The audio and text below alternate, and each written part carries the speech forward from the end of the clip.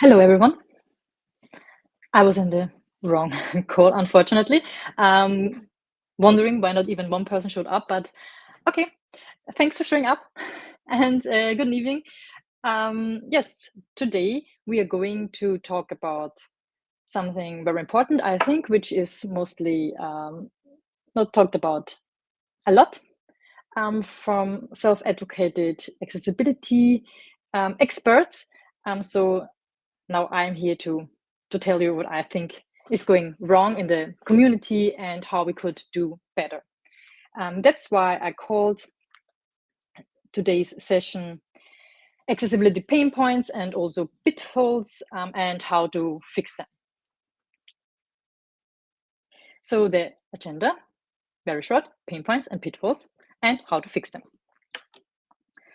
And of course, a few housekeeping things. First is if you want to get all the previous sessions and also the recording from today's session and transcripts and slides, you can find it on my website Accessibility First under the webinar series within this list.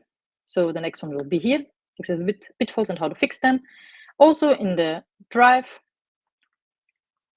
when you can click on the event, few details, and currently nothing shows up, but when I uploaded it in the next few days, then you will find it on the bottom of the event page.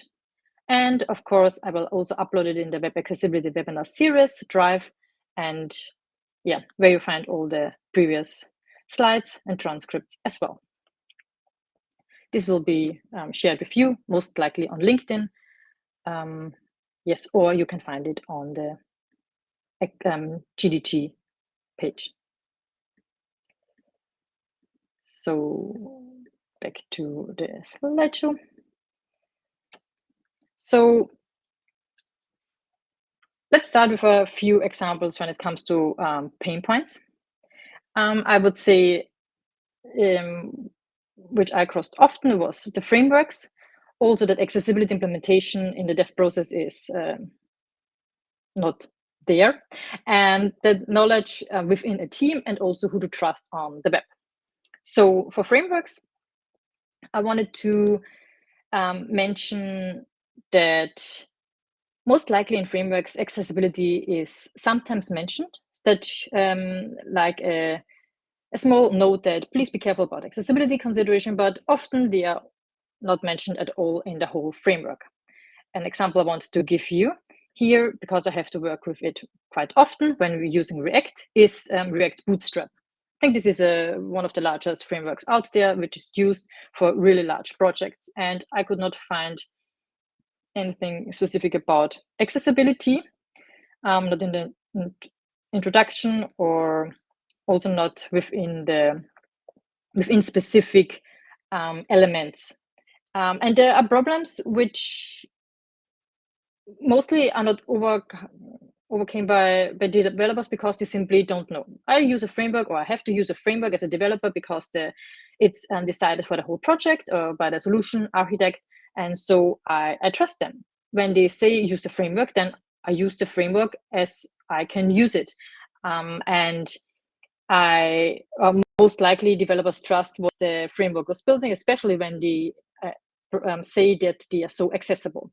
But there are things you have to still know, even though you can maybe trust a framework a little bit. Because as an example, we have this accordion, and it seems to work quite well. It has also focus and open close. It works with the space part or the enter key, and it's also a button. Fortunately, they got this one correct, but we also have an H2, and I think that this is seen very often also for people who are using CMS systems or CM systems, because this is predefined that this is an H2, and if you don't know the layout structure, or you simply believe what the designer gave you, and you maybe overwrite the CSS style sheet instead of changing the HTML tag, which is often quite the case. This is a problem. So this is already an accessibility failure because you do not use the headings in the heading structure as you should be, and do not skip a heading level. But this is what the framework gives you. And without accessibility knowledge, this is something you cannot overcome that easy, and should be discussed within the development life cycle and with the whole team, to make sure that everyone knows that even though you can use the according itself, because it's quite good when you implement it in keyboard accessibility or also screen reader accessibility, you also have to be aware that the predefined H2 is not what you can use all the time. And this is also very important when you use elements as a shared component on different sites, because maybe there's a site, it's only the FAQ, and you only have accordions. So the FAQ would be the H1, and under that, you can always use an H2. But what if this is a small area on the bottom of the page and an H2 would not work for this? Because you have the H1 as the whole page title, and then you have different sections with H2, and now it has to be an H3. So I think shared components and developers who are not aware of where all these components are shared, this is a very big problem within the development lifecycle and within the team, because sometimes people know and sometimes they don't, and when you have the issue and you have to fix it and the person does not know, I think I already talked about it a lot last time, then they override it because they think, okay, now it's fixed, but they do not get that, oh, this component is also used somewhere else, and there we have to have the H2, for example.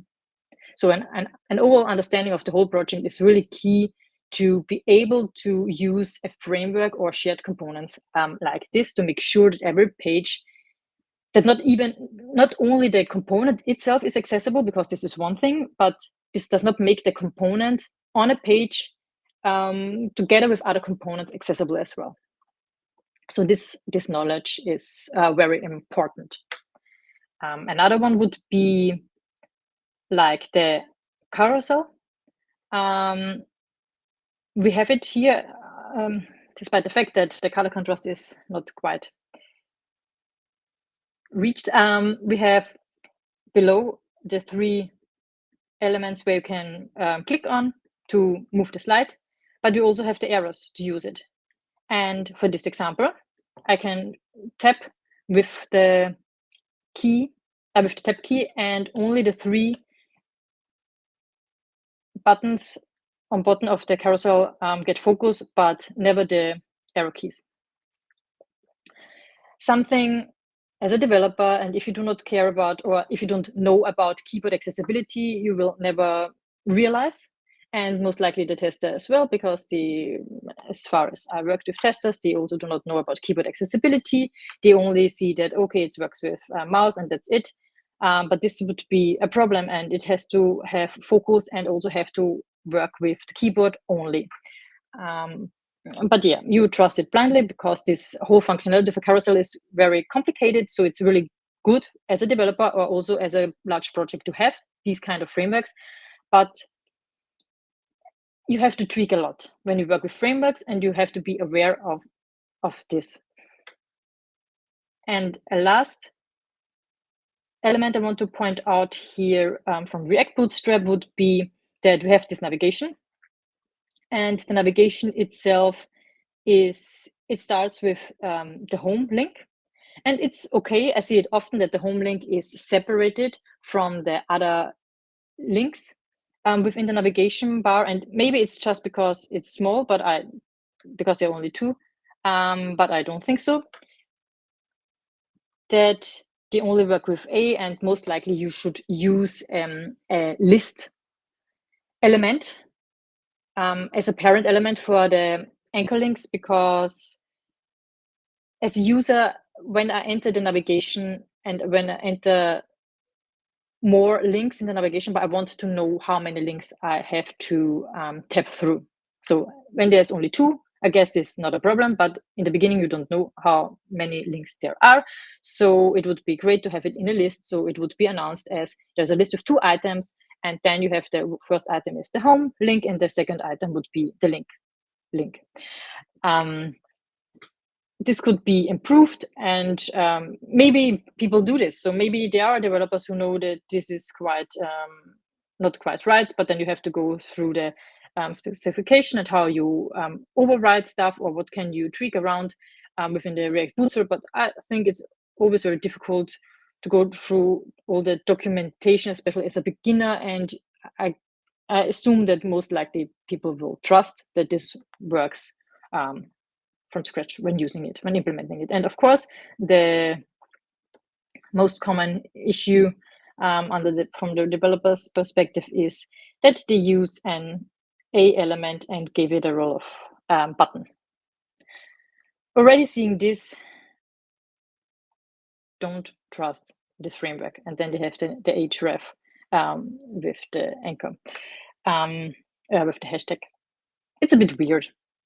So how can would you use it? I guess it depends on how much you have to overwrite. I saw many code bases, and some were really having this specific element, and then they have JavaScript on it to override specific things, attributes or something. And this is actually not how a code should look like, because we want good code quality and to enhance developer experience, and also to be more sustainable. And why would you even do this? So I think, I'm not sure if it's React Bootstrap, but I think so, that I also got in contact for a few things like this, but the answer was just, it works. So what's the problem? This is unfortunately often the case, but they do have you can reach out to them in specific ways, but I think it's complicated. When I remember right, they do not have their own place anymore, but they are on a Slack channel with other React stuff, and there's only one channel below within this space. And getting an answer was very hard, and then the answer was like, it works. What's the big deal? Yeah, I'm not sure if this is reason enough to tell a solution architect to not use it, because it has, of course, many advantages when it comes to the interactive elements and how to start a project. Way easier with a framework than without, but we should still go for it and try to make it obvious that it comes with also a negative side, and not only the positive, that we could work faster. This was also part of accessibility implementation in the dev process and knowledge and within the team. So a pain point in general when it comes to accessibility in projects is also that still accessibility is treated as something, as a last step, or as something to check on a list, and it's done, because it's of course never done. Like, the code is never done, and the accessibility is part of the code, or it's a way of implementing good code and good quality. So it's never done, and it should be part of the development cycle, and also communicated very well, like I discussed in the previous webinar, that everyone should know their part, and also be able to be more fluid to the next development process. And for another pain point, which is not that easy to overcome, is who do trust on the web. So from the beginning of the webinar series, I shared always the same resources with a reason, because I personally think these are the biggest people out there to trust. And not only these, because there are, of course, many other people, but I would say that if you go to, for example, Adam Roselli or Leonid Watson or Manuel Matuzovic, they also talk about other people. And these are, of course, people you can trust as well. So these are the resources I rely mostly. But also when Adrian refers to something, so to another person or to a blog from another person they also trust, of course, this should be part of your resources as well. And also, of course, it depends on how you consume content. Sometimes you like the writing and sometimes you don't. But especially when it comes to Adrian, his source of knowledge or his blog posts are I mean, he has lots of posts, and you can find anything on his site. And the good thing, or the most important thing, in my opinion, is that how a post is structured. Actually, do I have it? Let's take this post, for example. He starts, first of all, when he has written the first time this post, and he does not simply write another post about the same element or something, but he updates it. And for example, let's say in 2016, an attribute was not supported by a browser, but when it is supported 2 years later, then he will update it and he will write it in the end, what has been updated. And there are also comments on it, and he answers, I think, every comment ever made. He's very detailed. He always shares code you can use as well. Sometimes not in this post. He also shares the source code you can test on your own on CodePen, for example. And also he is very, how should I say, he's very honest. And this is what really makes a difference to all the others. I shared also his posts in a webinar about all these weird overlays to get used to, and he already has two more from the last webinar I told you about it. So he is very honest. He does not he's not afraid of getting sued. He already was sued 1 or 2 times, but he always had to drop it.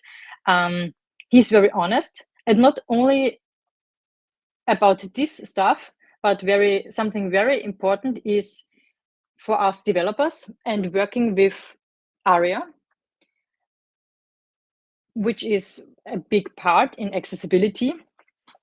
And I think for us developers not knowing that much about accessibility, I guess we thought all that ARIA, this authoring practices guide, is something very good for us and very easy to implement, because they have all these this widget which are a bit difficult to write on your own. And this would also be something I would say, assume 1 or 2 years ago, I blindly believed what they were telling me about these components, and I would implement them feeling safe that these are 100% accessible. We know what 100% means, but I'm still saying it, because it's from the W3C and it's an initiative from the Web Accessibility Initiative. And so you really believe that this is accessible. But Adrian, our friend,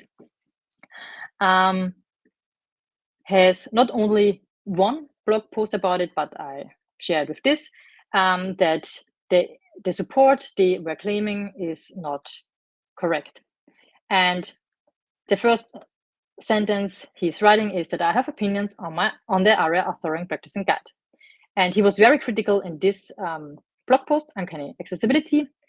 And he has campaigned against its use of the menus for navigation and for the grids over the tables and for the ARIA layout grids. So already three things. Also, the pattern library, it was failing the WCAG. And he is regularly reminding people that this is more an experience than something you can really use from the start. And I often see references that this is a good resource, but now you know better. It's not a good resource.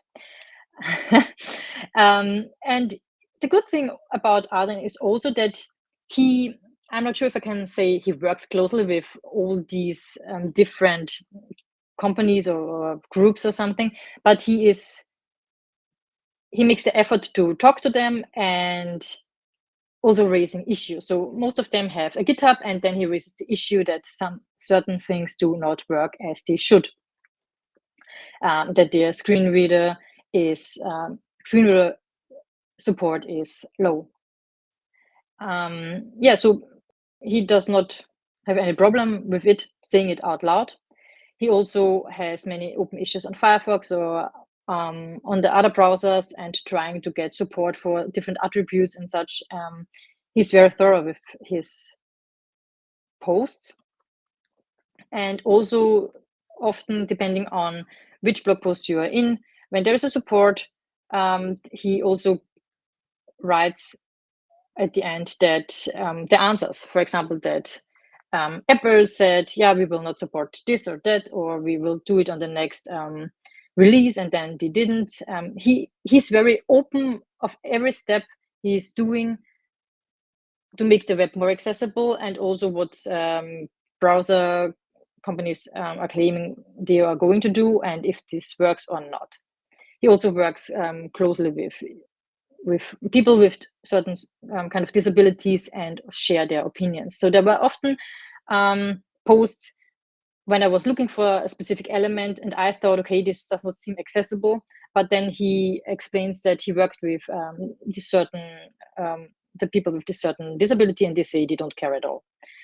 And this is very important because I do not know, I do not have the resource, and reading through it helps a lot. And I really suggest that you also read the Uncanny Accessibility. He has a funny style, in my opinion. I like it, and I like his honesty. And he has. Is there even? Yeah, he has lots of sites, and I also think that when you want to write specific elements, you can simply check out his website and make it as he implemented. It's a safe way to implement it on your website. Another good resource, would be Manuel Matusovic. He also wrote the Web Accessibility Cookbook, which is very, I can recommend very well. And why I think you can trust him is because that he even, how should I put it? First of all, how the whole book is structured. So he has this outline, and this is a preview. There's a preview, reading preview.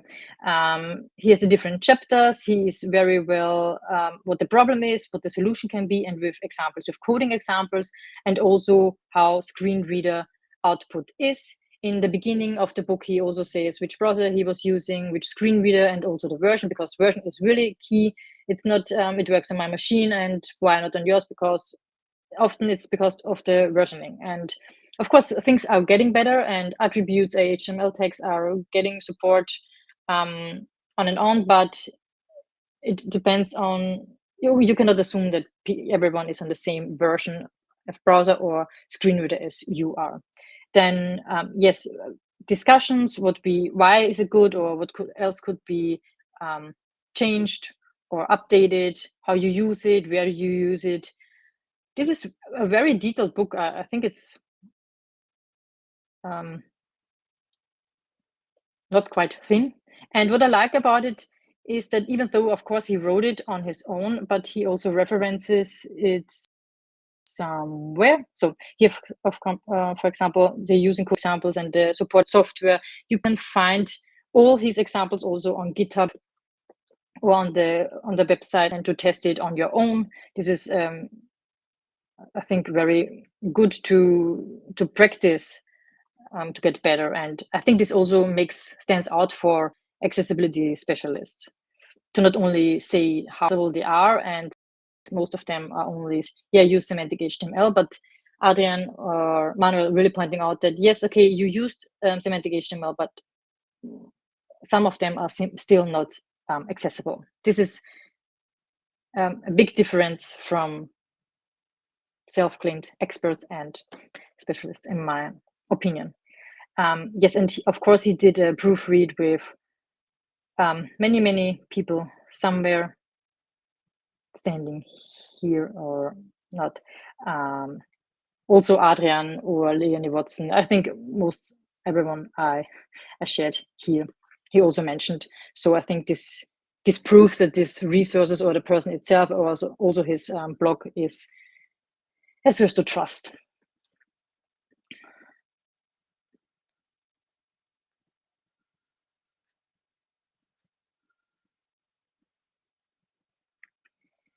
Also, what I see often on social media are people like, in this case, John Doe, claiming I'm an accessibility advocate and then writing about accessibility like this, make your content accessible to be more inclusive, but with this fancy font. These are people you should stay away from. Just run for dear life. This is so weird that people think they know anything about accessibility when using fancy fonts. I think this was talked about so often that you cannot use it because it's not screen reader friendly. And yes, some screen reader can read it, maybe or maybe not. And we all hope that this is getting better and this is just a current state, and maybe in 1 or 2 years this problem is gone. But it's not. It's still a problem now currently. So if you see anyone saying they know about accessibility and use fancy fonts, just don't. They do not know anything. And also the next one, I take accessibility damn serious, I mean, white on yellow never works, never will. I don't care what you think about the person, if you like them or not. When they use something like this, they cannot understand accessibility. It's just not possible, because white on yellow never works. Never. Don't just turn around and leave. This is the friendliest way I can say it.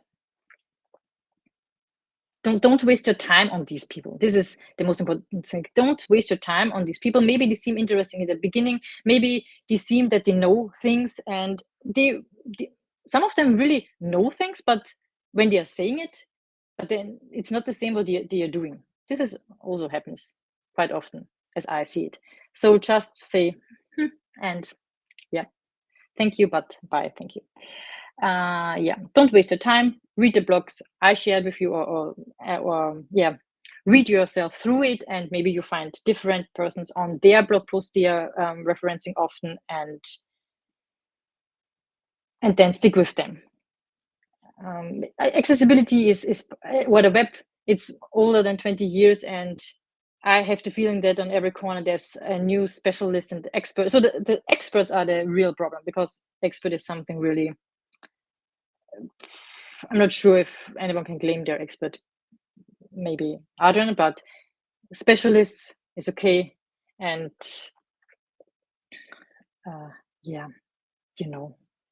I'm stopping here doing this. Okay, now let's go over the pitfalls.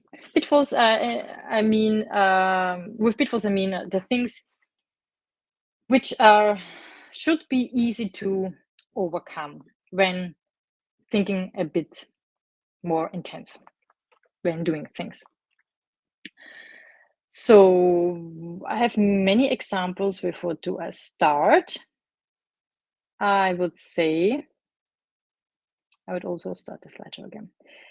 I would say I have quite a few examples. These are a few weird errors I saw in some code bases. For example, I already talked about it. So it's important, the left part, the code part, and not the output. This is just the output. That you have the A tag, and you put on the row button to have the href with the hashtag. we saw it in the framework, so developers, maybe it's an old thing. I'm not sure about it. I don't know where this comes from, but just don't use it. Use the fucking button. There's never a reason to write it like this. I don't understand, and I don't want to. But of course, this is a very common problem. Don't do it. We know better. We use the button element with a type button, even if you make it. I'm a button. You bitch. You know.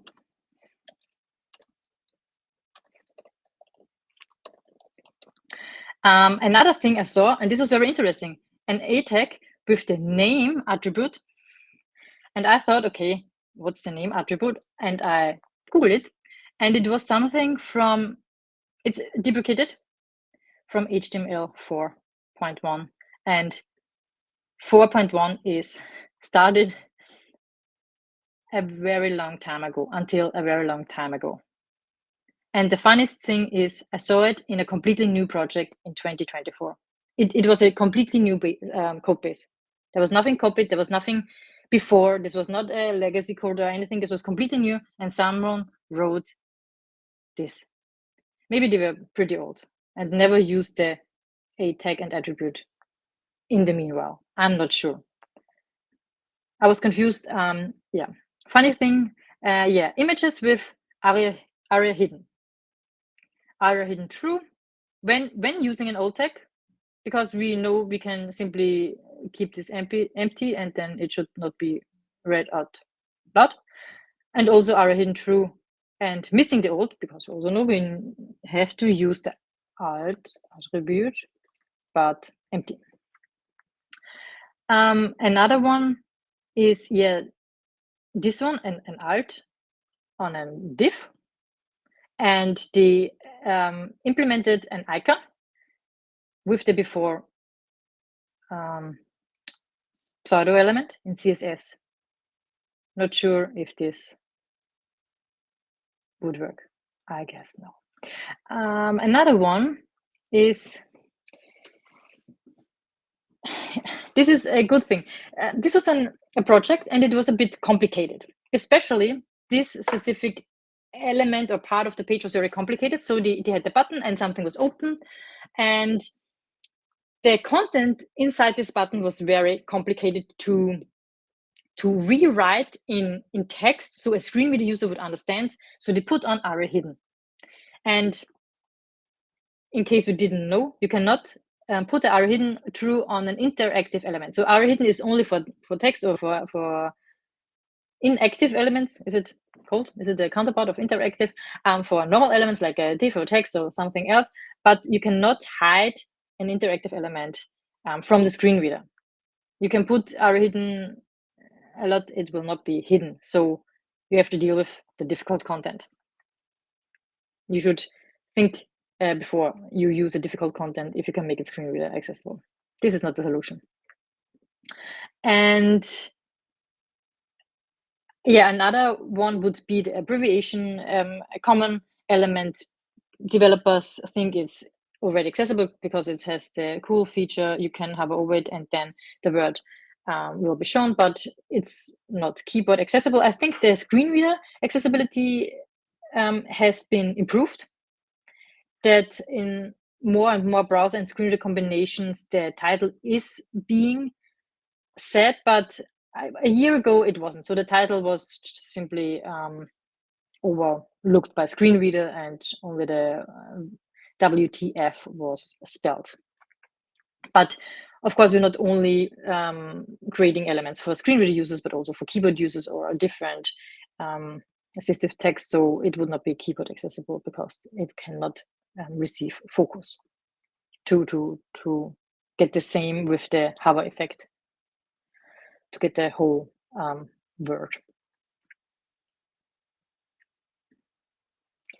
Did I want to tell you anything about else in the abbreviations? I don't think so.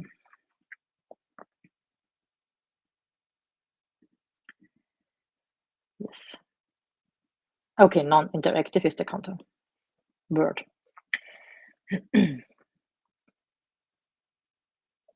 semantic HTML screenreader support. Okay, then I wanted to talk about a bigger example, and I want you to think for yourself, or maybe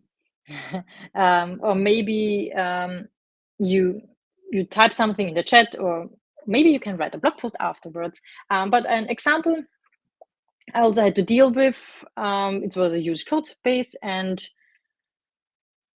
how would you have worked yourself as an accessibility specialist to make it as simple, that the code as simple as possible, and also thinking of the shared components, how to work through it and make it accessible in every page.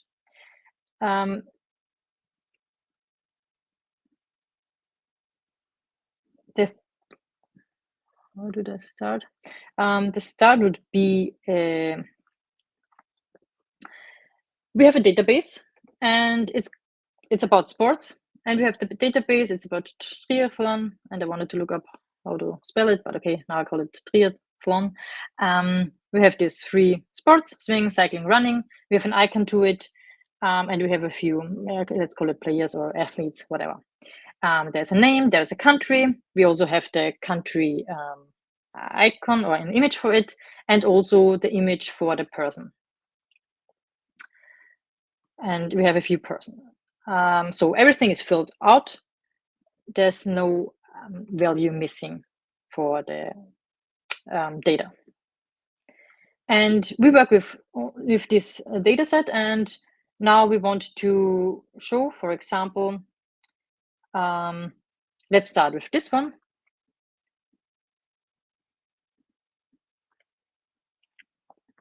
We have a big table, and in the table we use everything. We use the image from the person, we use the person's name, we use the icon from the country and the country's name, and we use the sport icon and the sports name. So the problem here would be that what the problem was in my specific case, that we had implemented the name, but also the alt attribute with the person's name, which would mean we say it twice. First of all, an image only of the person with a name is not a reason to use an alt text, because it's not very descriptive. We have the name next to it, so it would fail, or it's just a best practice, but for me it's always failing. Alternative text of images should not be repeated as text. This would be the case for this. Repeat it even though it is already next to it. So in this case, we want to implement the image without the alt text, because we have the whole name. We want the same for the country and the same for the sports. And when we have on a tablet, then, for example, the country does not have the full name again anymore, but only the short form of the country's name: US, UK, BR, AU, France. So, and we still have the alt text, or should we have the alt text, because the alt text would have the USA in it, even though it only says US. We would have the best practice failure that we repeat text twice, because we overwrite the image of text, and it's also different. So what should we hide? Would we hide US from the screen reader? Because is US information enough for everyone to know what US means? I mean, okay, of course US maybe is, but BR, I would not know that this is the short form of from Brazil if I would not see the flag. And how would you implement it? Keep this empty? But where do we add the whole name for Brazil then? Because in the text we only have BR. Where is BR anyways? So now it's getting a bit more complicated. And here with the sports, before we had the icon with alt text and the name of the sport next to it, which was the best practice failure. Now we have only the icon, so it's okay to have the alt text. It's not only okay, we have to have it. But how would we implement it with the most less less complicated code as possible? And of course, when it comes to a mobile version, the text is fully gone from the country as well. So now we do need the alt text, the large one for the whole country name, and we do not need the athlete's picture anymore in this example.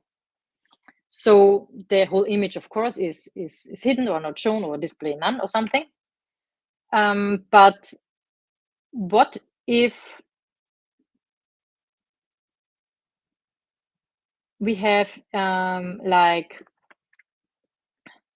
oh, where is it? This one. What if we have now two elements next to each other? And I mean, in this case, it's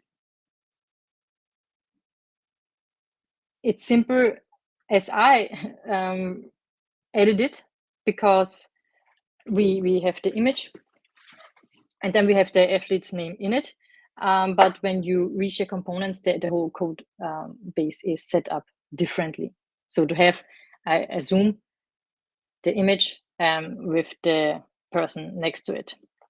And then maybe if else statement, if this is the case, then do not show the image, or show the image, or show the image with alt text.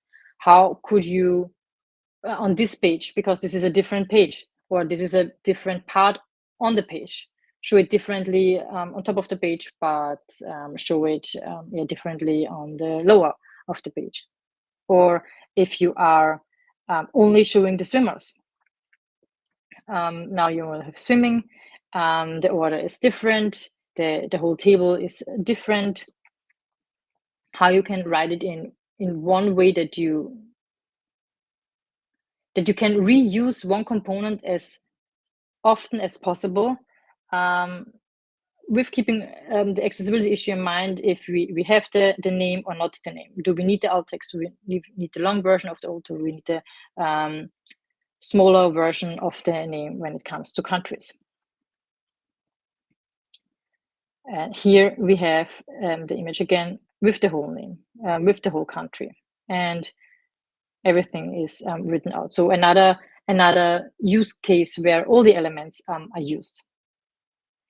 And yeah, as I mentioned, oftentimes, especially when you work with junior developers, and you often work with junior developers because they are cheap, is that they do not think of all these different pages or ways all these elements are used. Of course, it's easy to say, okay, I just delete the old text on this page, and in a hard-coded way, because you already have it in the name. I delete the old text in here and also from here. But this will happen on a component which is shared also on other pages. This would also fall on not only as a pitfall for me as a developer, how to handle this specific part, but for the whole code base point of view, as a pain point within the knowledge sharing within a team, or what each team member has on the code base. So you should always make sure where it is used, what could be possible problems, and how to fix it, and how to implement the code, and the code in that way, in a way that it's the code is short as possible and also as accessible as possible, and also for other developers understandable as possible, so they know how and where to use which component and which combination. Like the image with the name would mean an image without an alt, with an empty alt text, and so on. And on mobile, with the alt text, because only the images or only the name.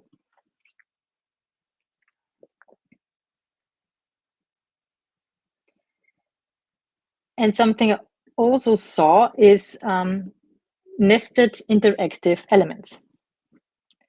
Would be, for example, we have a toggle and toggle details, and in case you don't know how to toggle, then you have this link inside the button, which says how to use it, somewhere in here, how to use it.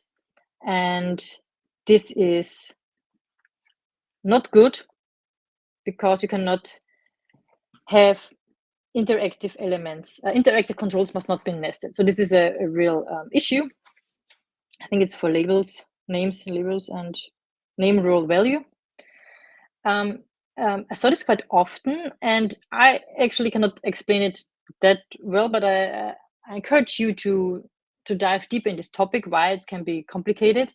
The thing is that, for example, for keyboard users, how to put focus on the whole element, where to add the click event, because since the how is also a part of the button, where do you click the how that it is meant as the link and not as the button, for example. And also for screen reader users, so it should not be hidden somewhere. So this is also a link. But I think in this case, this is already a different element and not within the button, but as an element below the button.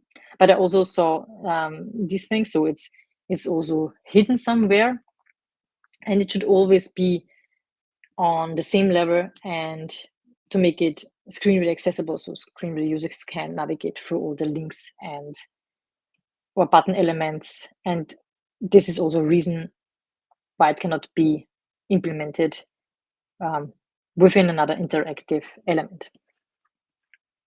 I think it's a very interesting problem. I'm not sure if I did know before I saw it in this one project about a year ago, that you cannot use, maybe I never had a use case for this. This could be also the reason. But this is not possible. Well, of course it's possible because you saw it's possible, but don't do it. It fails on many aspects. I'm not sure if they explain it not in the detail on Stack Overflow. I think you can find a very good explanation on why you should not do this, what problems can occur. I think it's always important to not, like me, I'm bad in explaining things, but to be able to explain why something is bad. I think this was it for my examples. So if you have any questions about these examples, or want to share an example on your own, I would love to read it and also share it. Otherwise, if you thoughts on all of this, how to fix all these pain points we have to deal with and sometimes we cannot overcome, and all the pitfalls we can overcome when we work on ourselves and on our knowledge, and improve our code bases and make sure that we test things thoroughly or do the research on all these parts. Trust as little resources as possible, in my opinion. Share resources with you. Hopefully you read one or another blog post by them, or you also start following them. They are most likely on Mastodon, already have their own blog. This is the best way, I think, to be updated with all their blog posts and their thoughts and what they have experienced, because they have a lot of experience in years and also in projects and in large code bases and also small projects. So this is something you can learn a lot from, especially because most likely we as developers are on one project for a long time and there's nothing that new coming to us. So maybe we cannot learn that fast because of the same issues we have, or because of the specific frameworks or elements we're working with. So we do not even know about certain attributes other projects are using, or for example, ARIA Live and all these updating things. Not every website uses this, and I had it only once in a project. So and this is so long a time ago that I cannot even talk about it anymore. This would be, and reading blog posts by these people helps me staying also up to date what's there. And I think you also do not have to know it by scratch, but you know that there are articles you can refer to and read it again, and then you pimp up your knowledge, at least for the short term, and you know where to look. Also follow the right people on social media and also in real life, and have self-awareness, not like the self-claimed experts. You don't know it all, and that's totally okay. Just make sure you know where to look. Find also maybe your accessibility buddy, if you know, you know. And also, communication within a team is key, and understand accessibility. It's not a last step or another ticking checkbox, but English, but lives throughout the life cycle as code itself. And also, as a conclusion, and I just spoiled you, I illustrate a perfect accessibility educate journey for you with my dear Pokemon friends, Yadan. Be careful of frauds. So we know we do not trust Ditto, or we do not want a Carpador. A Magikarp.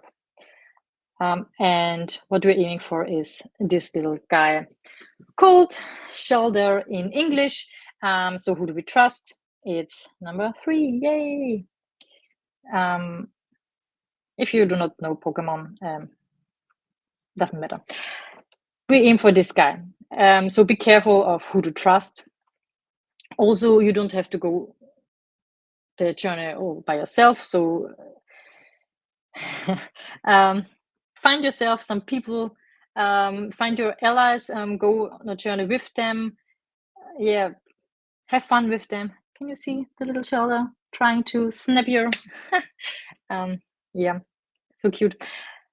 Have fun with it. Also have learn from people with more experience, like what was this, Slowbro in this case.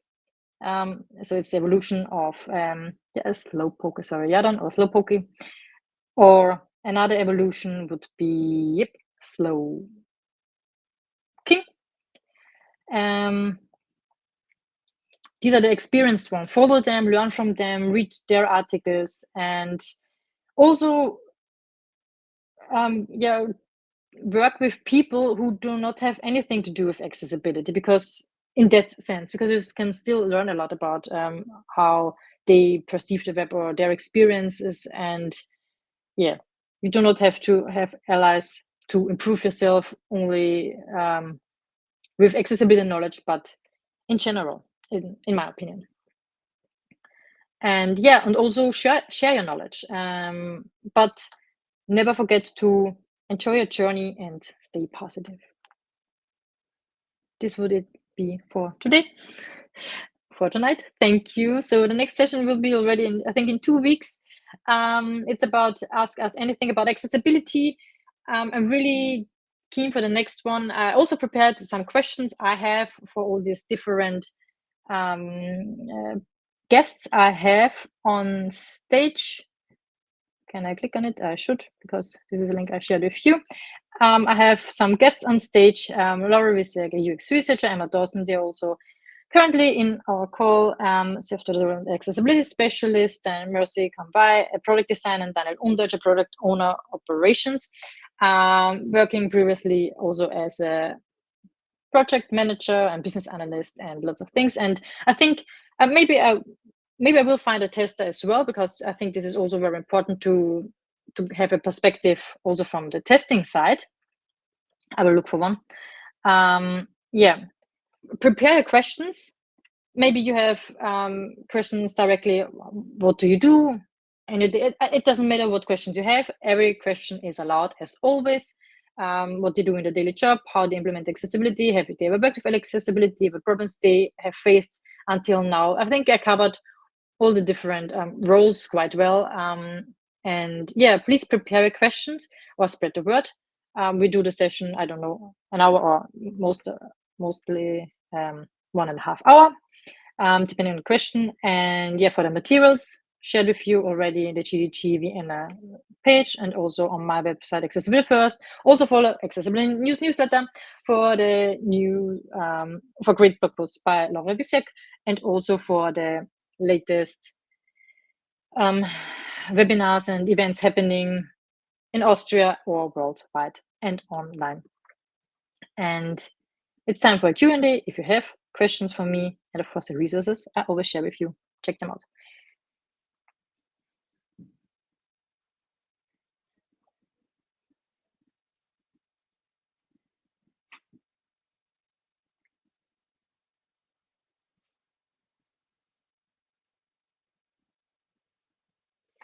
Otherwise, with no further questions and not that bad because you can save them for the next webinar, I wish everyone a nice evening and yeah, follow me on LinkedIn to be noticed when I upload today's.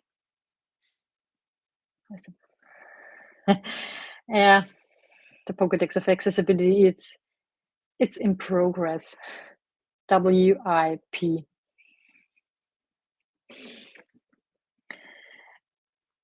But thanks for the question, Laura. Yeah. See you next time. Thank you for today. Bye. Thank you.